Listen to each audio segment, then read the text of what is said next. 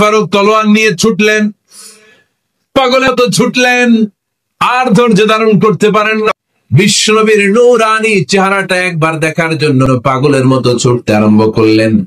ফারুককে দারুল আরকামের কাছে আসতে দেখে বিশ্বনবীর চাচা হামজা ইবনে আব্দুল মুত্তালিব এসে বলেন, নবী তাড়াতাড়ি দারুল আরকামের ঘর থেকে আপনি অন্য কোথাও চলে যান।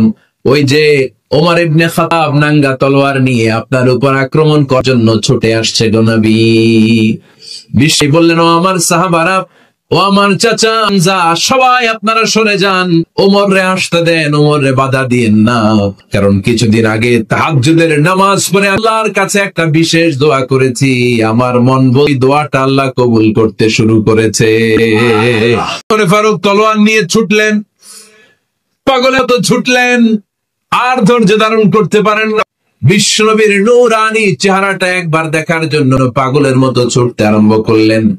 ফারুককে দারুল আরকামের কাছে আসতে দেখে বিশ্বনবীর চাচা হামজা ইবনে আব্দুল মুত্তালিব এসে বলেন, নবী তাড়াতাড়ি দারুল আরকামের ঘর থেকে আপনি অন্য কোথাও চলে যান।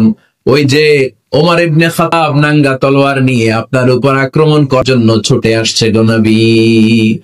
বিশ্ব বললেন, ও আমার সাহাবারা, ও আমার চাচা হামজা, সবাই আপনারা সরে যান, ওমরে আসতে দেন, ওমরে বাধা দিয়েন না। কারণ কিছুদিন আগে তাহাজ্জুদের নামাজ পড়ে আল্লাহর কাছে একটা বিশেষ দোয়া করেছি, আমার মন বই দোয়াটা আল্লাহ কবুল করতে শুরু করেছে।